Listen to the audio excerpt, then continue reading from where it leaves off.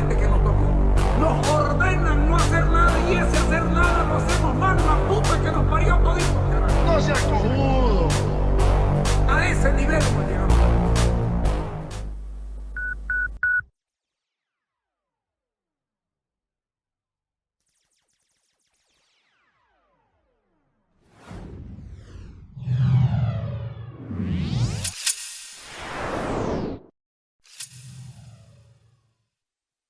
Señoras, señores, buenas noches. Hoy es miércoles 6 de abril del año 2022.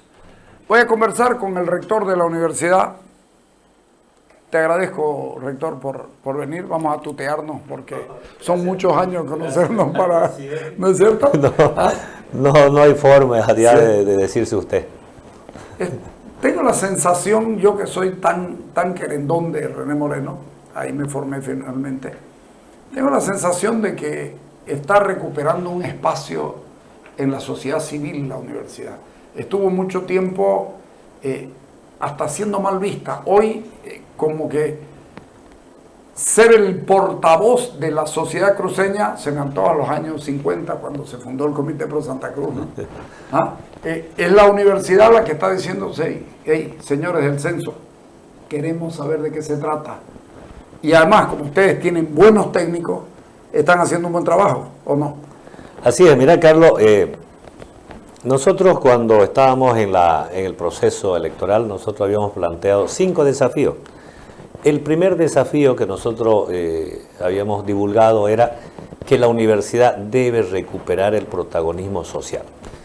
La universidad durante mucho tiempo ha vivido en un adormecimiento generalizado. Ciega, sorda, muda, una universidad que no se inmutaba por lo que pasaba en su entorno social. Entonces nosotros visualizábamos de que era el momento de empezar a recuperar ese protagonismo social. Pero recuperar el protagonismo no es solamente salir a las calles. Así es. Recuperar el protagonismo implica también convertirse en una institución orientadora de la sociedad, porque no solamente tenemos que formar los nuevos profesionales o los recursos humanos necesarios. Entonces nosotros consideramos de que es el momento de repente de tomar medidas muy duras al interior de la universidad, en el tema académico, en el tema administrativo, en el tema institucional. Se relajó todo, ¿no? Se relajó todo, es decir, yo con mucho dolor he dicho muchas veces, y digo, la universidad como está o como estaba, no le sirve a la sociedad. Lamentablemente lo digo con dolor, pero si no reconozco lo mal que está mi institución, seguramente voy a quedar tranquilo y no voy a hacer los cambios que necesito hacer. Entonces yo creo que estamos de repente dando el primer paso para recuperar ese protagonismo social, y después viene redefinir el nuevo rol que le corresponde a la universidad. Claro. ¿No? Hemos perdido protagonismo. Charlábamos hace un momento de que la universidad era una especie de promotor de líderes. ¿De dónde salían los líderes? De la universidad, ¿no? Al menos en Santa Cruz uno puede, desde el 60 y 70, uno puede nombrar a 30 líderes y no se equivoca. Salidos de la universidad. Salidos de la universidad. Sí. Pero uno de los grandes problemas que tiene la universidad es de que hoy en día el tema de la política ha sido reemplazada por una prebendalización excesiva. Es decir, se han perdido los principios, no se discute política e ideológicamente en la universidad, no se hace política, a veces hay una mala interpretación. Dicen, es mucha politiquería en la universidad. De repente politiquería sí, pero política de la buena en la universidad hace una década que no se hace. Entonces, pero más allá de esa discusión política e ideológica que es necesaria al interior de la universidad, porque es parte de la dialéctica materialista, es decir, la lucha de los contrarios, la confrontación de ideas siempre nos va a permitir avanzar. Absolutamente, sí. Entonces, yo creo que estamos iniciando ese gran camino que tenemos que recorrer. Después tocamos esa parte. Quiero saber esto del censo. Seguimos sin tener respuestas, ¿no? Seguimos sin tener respuestas no quieren entrar al nudo del problema desde el Instituto Nacional de Estadística. ¿Por qué? Mira, yo creo que hay un tema que nosotros nos damos cuenta. Al parecer no quieren hacer un censo de calidad. Resumiendo, ¿por qué? El año 2012, no sé por qué, la misma universidad, en ese adormecimiento en la cual se encontraba, no se pronunció acerca de repente del trabajo que debería hacerse antes de realizar el censo. Entonces, el año 2012 se hizo un censo, pero con la cartografía del año 2001. Es decir, no hubo una actualización cartográfica, por lo tanto, no hubo una actualización de datos.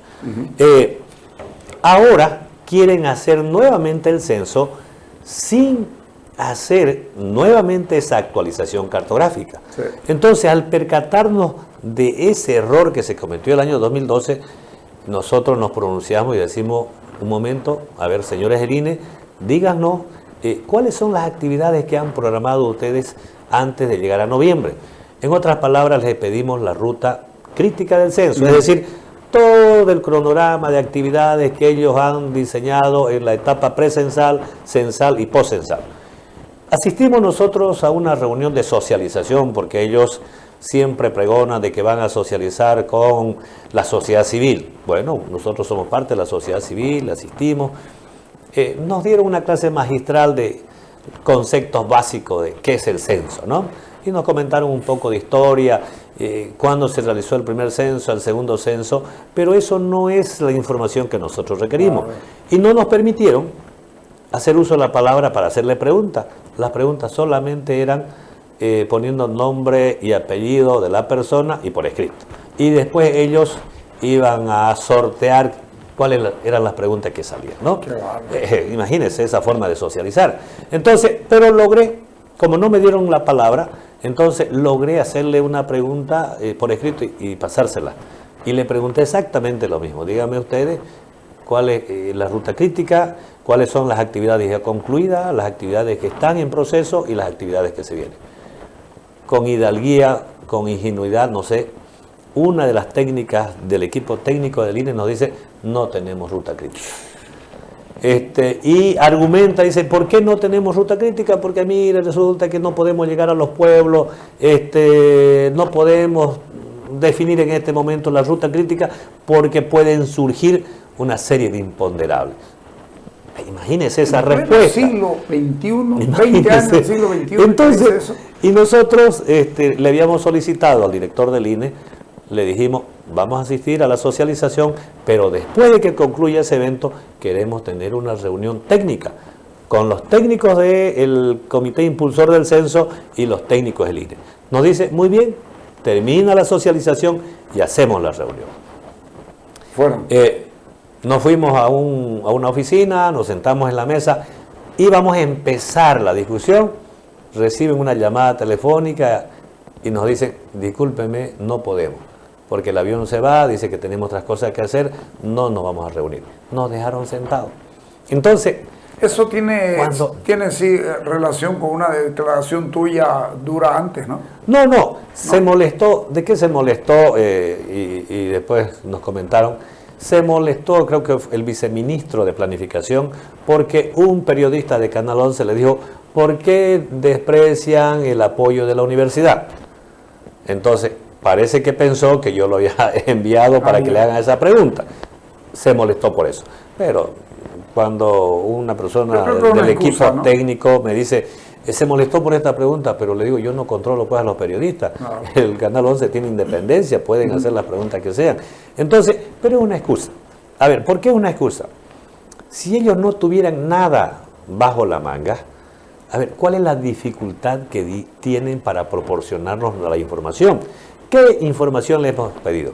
Le hemos pedido que nos hagan conocer cuál es la planificación básica del censo, que nos hagan conocer cuál es la boleta censal, cuáles los medios tecnológicos que van a utilizar para realizar el censo. Además, también le hemos pedido si se tiene ya concretado el financiamiento del censo, que son más o menos 84 millones de dólares, la ruta crítica del censo, pero además cómo se está trabajando en la actualización cartográfica.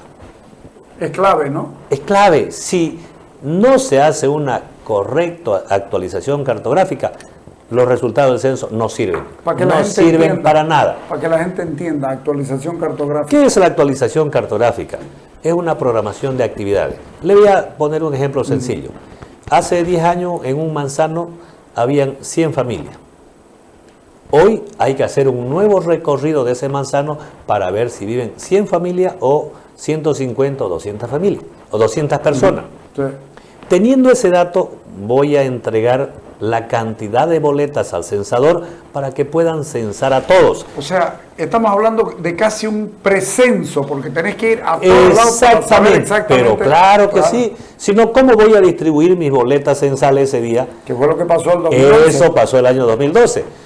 Le entregaron 100 boletas para que vayan a un manzano, pero resulta que no vivían 100, vivían 120, 150. Por lo tanto, miles de personas se quedaron sin ser censadas.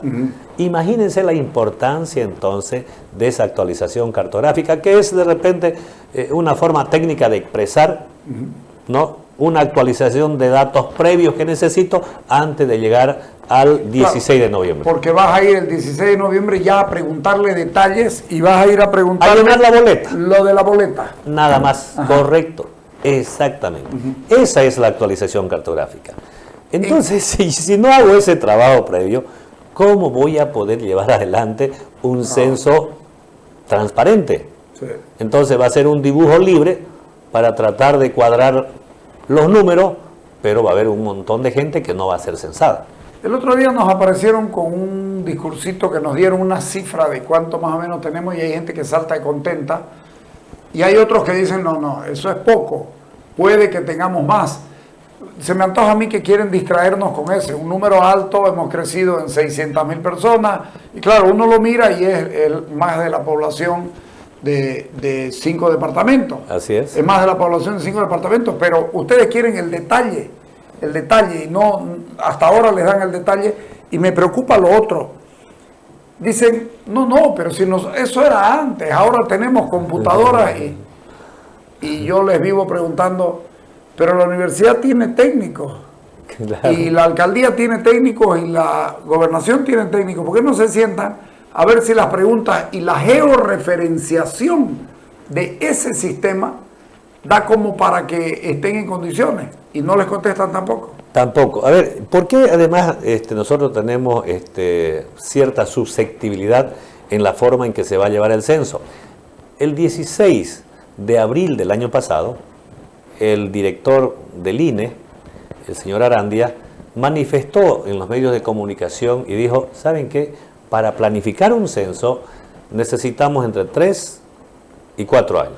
3 años y medio necesitamos ese tiempo para hacer un censo bien hecho. Pero resulta que de la noche a la mañana ahora nos dicen que tiene un avance del 90-92%. Pero por favor, a ver, ¿cómo hace un tiempito atrás, y tengo los recortes de periódicos, sí, nos decían que necesitaban 3 años y medio para planificar el censo y ahora nos dicen que tiene un avance del 90%? Entonces, ahí sí a cualquiera le genera cierta susceptibilidad. ¿Por qué cambió de opinión? Entonces ellos argumentan, bueno, vamos a ocupar los medios tecnológicos. Ya díganos cuáles son los medios tecnológicos que van a utilizar. Es más, ¿cuál es la metodología que ustedes van a utilizar? Pero hasta el momento nada. Y quieren, si se quiere, ellos desvirtuar la labor que quiere hacer esta comisión impulsora, tildándola de que es un movimiento político y otras cosas.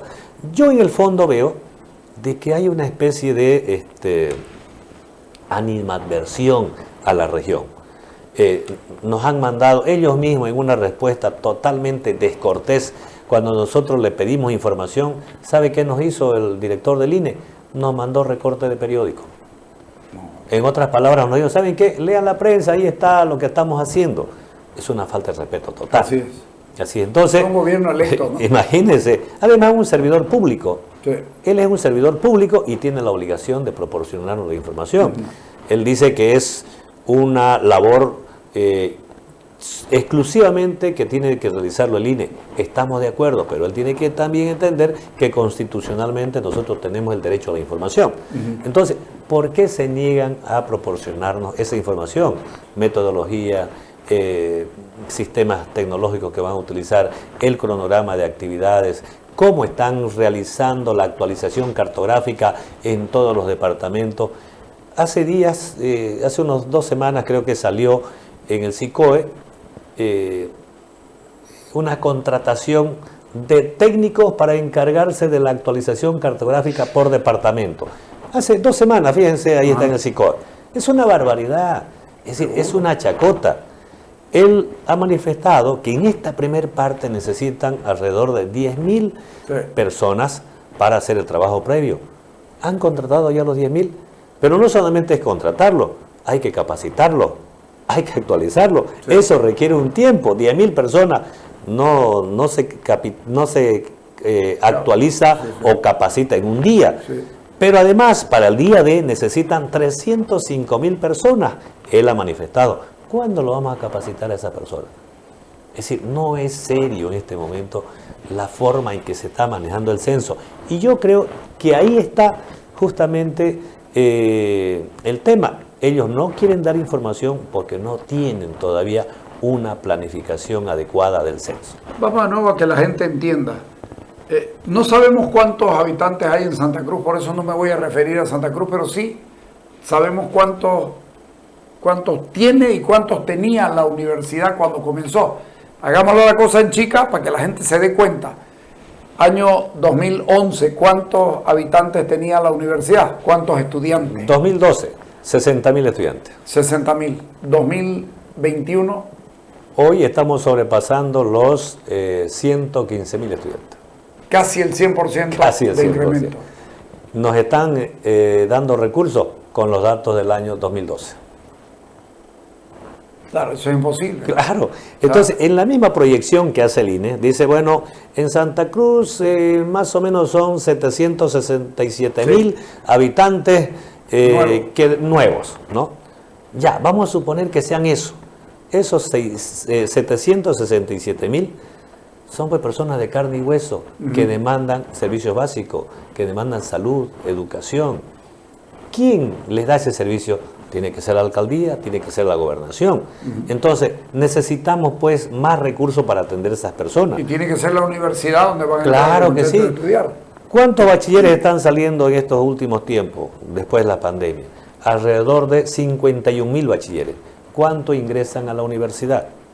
Entran aproximadamente unos 15.000 a 16.000 bachilleres. ¿Cuántos debieran entrar? 29% solamente entra. Un 11% está por ahí en las universidades privadas. Hay un 60% que no entra a la universidad. Entonces, fíjense, 60% de la población estudiantil, los bachilleres, que no tienen chance de entrar a la universidad, porque nosotros tampoco podemos abrir nuestras puertas si no tenemos los recursos, ¿no? Al margen de que hay que trabajar en una reforma en la parte académica, al margen de eso. Pero fíjense, el 60% queda en las calles sin tener la oportunidad de entrar a la universidad. Y la ciudad de Santa Cruz es una cosa y el departamento es otra. La ciudad de Santa Cruz contiene demasiada gente, poca gente en las provincias, pero todos se vienen porque no hay chances allá, porque uno no tiene una idea de cuántos viven como para ir y ordenar, como para que se puedan quedar y hacer institutos y hacer otros espacios que no sean universitarios. Hoy día uno ve que la universidad está llegando a tener, y hay huelgas y paros porque ustedes no llevan una facultad entera. ¿Y cómo se puede hacer eso? A ver, si no tienen plan. Nosotros en provincia tenemos 6 facultades. Ya. En los 4 puntos cardinales tenemos nosotros facultades. Sí. Pero obviamente de que una sociedad que crece rápidamente demanda, ¿no? Y hay pueblos intermedios que van creciendo. Claro. Están saliendo muchos bachilleres. Entonces los alcaldes, mire, casi los alcaldes de todas las provincias nos han visitado y nos dicen queremos facultad, queremos unidad académica. Es imposible cumplirle. Claro. Es imposible cumplirle. Al margen de que hay que pensar de repente también en esta reforma académica, lamentablemente no todos pueden ser licenciados, doctores, ingenieros. Entonces hay que crear también centros tecnológicos en ciudades intermedias para darle una opción a los nuevos bachilleres. No, porque uno se pregunta, ¿por qué tiene que haber en San Javier una facultad de Derecho? ¿Qué sentido tiene? Sin embargo, hay facultad de Derecho en provincia. Claro, es que se ha desvirtuado Claro. la creación de carreras. Antes de crear una carrera, ¿qué se debe hacer? Un estudio socioeconómico, y hay que crear carreras tomando en cuenta la vocación productiva de la zona. Es decir, no es crear pues así como se ha creado hasta el momento. Soy un crítico de eso. Hay que crear carreras tomando en cuenta la vocación productiva de la zona. Le doy un ejemplo. Puerto Suárez, ¿qué carrera hay? Licenciatura en ofimática. ¿Será que el problema del desarrollo de Puerto Suárez será la falta de ofimáticos? ¿Por qué no creamos de repente técnico superior en metalurgia? Ahí está el Mutún. Es decir, hay que pensar en la vocación productiva de la zona, porque eso sí le va a servir, ¿no?, a la región, al desarrollo del pueblo. Pero así como estamos nosotros en este momento, hemos crecido en cantidad, pero habría que ir acomodando la carga poco a poco para darle a cada provincia algunas carreras a nivel de licenciatura, técnico superior, técnico medio, tomando en cuenta la vocación productiva de la Todo zona. esto te lo va a dar el censo también, aunque uno no lo crea. Claro que sí, claro que sí. Claro. Para la reforma judicial también se necesitan los datos del censo. ¿Cuántos administradores de justicia tienen que haber, no sé, en Puerto Suárez, en Valle Grande, en Comarapa? Fíjense la importancia de hacer un censo bien hecho. Si los datos del censo se maquillan, si los datos del censo se manipulan en cuatro paredes, no le sirve a nadie el censo. No le sirve. Y eso es lo que nosotros queremos, generar una conciencia colectiva en la población. Porque como una institución de educación superior, estamos obligados pues a jugar un rol protagónico como una institución orientadora. ¿Por qué la importancia del censo? Hasta el momento lo único que dicen los del gobierno, dicen, es un movimiento político. No, el censo bien hecho le va a favorecer a los de izquierda, a los de derecha, a los del centro, a todos, ¿no? No tiene color político el resultado del censo. Ahora, está la gobernación, la alcaldía, la universidad, la CAO, están todas las instituciones, están los parlamentarios, están los asambleístas, están los concejales, que se los ha visto, y uno extraña la presencia de parlamentarios masistas en estas reuniones. Cuando ellos son electos por Santa Cruz y debieran estar tratando, a lo mejor con otra óptica, pero debieran estar ahí hablando para saber de qué se trata y subir a sus jefaturas nacionales y decir, hey, denle pelota, que no es político. Nosotros hemos cursado invitación a todos. Sí, claro. Porque como universidad no podemos tampoco cometer los mismos errores de ellos, de encerrarnos en cuatro paredes. Es decir, yo creo que hay una miopía en la misma visión que tienen del censo. Esto no es político. Es más, sentémonos todos. Mejor si enriquecemos el debate con la visión que tienen los de izquierda, los de derecha, los del centro. Pero aquí el tema del censo es un tema exclusivamente técnico. No hay opción para trabajar políticamente. El tema del censo es técnico. Para hacer un buen censo se tiene que trabajar técnicamente. Los políticos de repente pueden sugerir qué preguntas más pueden estar en la boleta censal. Válido esa observación. Pero el trabajo del censo es un trabajo político, técnico, 100% técnico. Vas por el tema de la inclusión del mestizaje en la pregunta. Ay, el año parece que no es nada, pero es fundamental, claro, ¿no? Claro, porque al final de cuentas la mayor parte de los bolivianos somos mestizos, pues, ¿no? Somos mestizos. Claro. Es una pregunta que no estuvo en la anterior boleta censal. Y fíjate vos. Ahora, ¿cuál es el criterio para sacarla? Y ahí sí yo digo que hay un criterio político. Y no tiene que ser político. tenemos nosotros nomás que trabajar técnicamente. Fíjate vos que intentaron distraer con cuál de estas etnias usted se identifica. Y la gran mayoría te dijo con ninguna. Claro. ¿Y cómo se identifica entonces? Boliviano. Pero es que antes de boliviano tenés que encontrar otra palabra. ¿Sos mestizo o sos indígena o qué sos? Y si no está, ¿sabes qué? Nos va a faltar identidad. Y es muy grave que un país haga un censo y se quede sin identidad. Así es. Y yo creo que lamentablemente hay dos cosas que en este momento están mal en nuestro país, ¿no? El tema de la justicia y el tema de la educación. Fíjense cómo para nosotros los bolivianos es fácil aprender costumbres ajenas. Los que vos estás diciendo, ¿sabe qué? Estamos perdiendo la identidad. Claro. Y eso realmente nos debe preocupar a todos. Sí.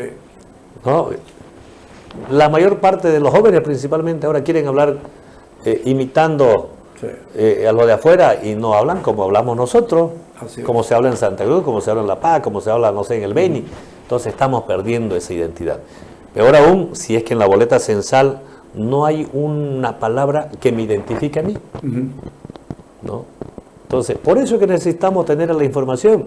La información pues debería ser pública.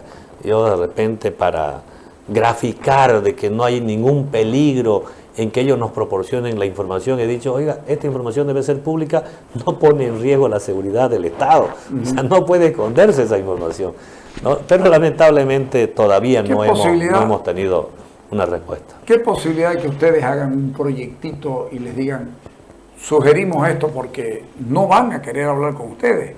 Por ahí no tienen mucho alcance, no saben bien lo que quieren y curiosamente los que no trabajan en eso tienen las cosas más claras. Ustedes la tienen las cosas más claras, la gobernación la tiene las cosas más claras, la alcaldía la tiene las cosas más claras, la universidad sabe para dónde va y resulta que el INE primero te dice una cosa y después te aparece una técnica que te dice, mire, la verdad es que no tenemos idea para dónde vamos.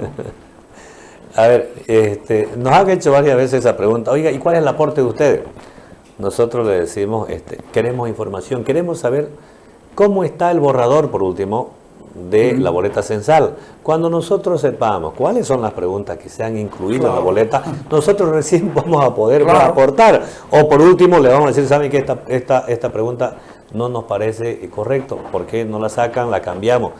Tiene que haber un espacio para que participe la sociedad civil. Al final de cuentas, el censo no es propiedad pues del partido que está en función de gobierno, es una responsabilidad de todos. Entonces, tienen que abrir, tienen que mostrar, pero hasta el momento no hemos tenido esa respuesta y eso nos preocupa, ¿no?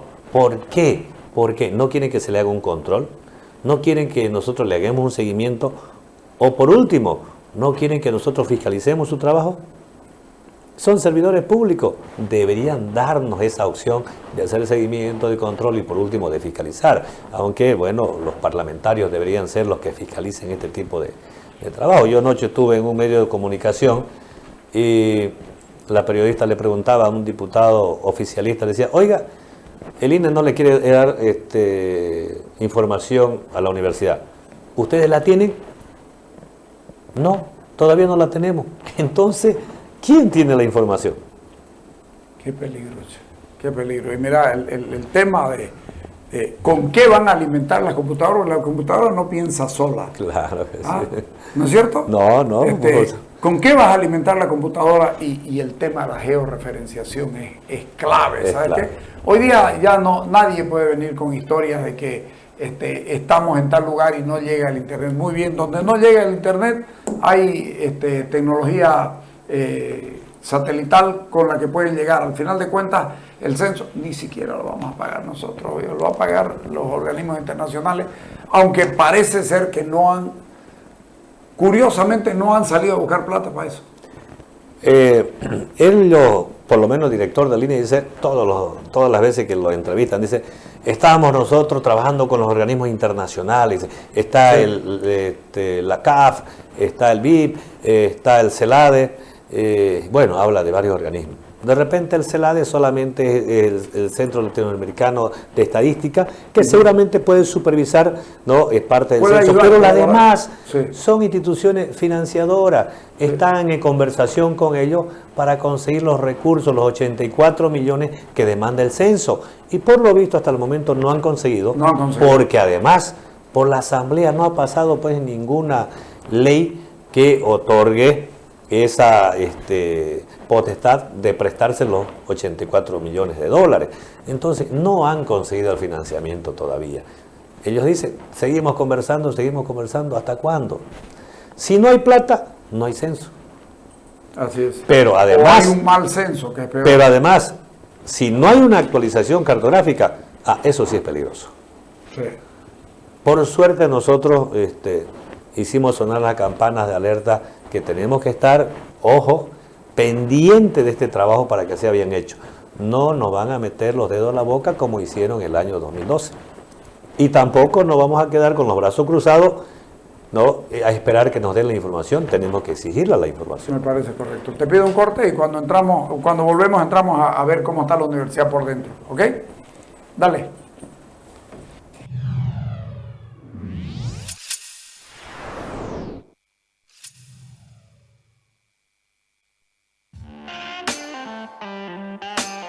El desempeño de la BYD Tank 100% eléctrica es tremendamente bueno, formidable en distintas condiciones de terreno. Sus dos ejes motorizados y bajo centro de gravedad confieren a la BYD Tank un manejo ágil y seguro en distintas condiciones de camino, permitiéndole circular en vías de tierra, piedra o asfalto con el máximo desempeño. El trabajo combinado de los dos ejes suma 482 caballos de potencia, con lo cual la BYD Tank puede desarrollar los 100 km por hora en 4.6 segundos.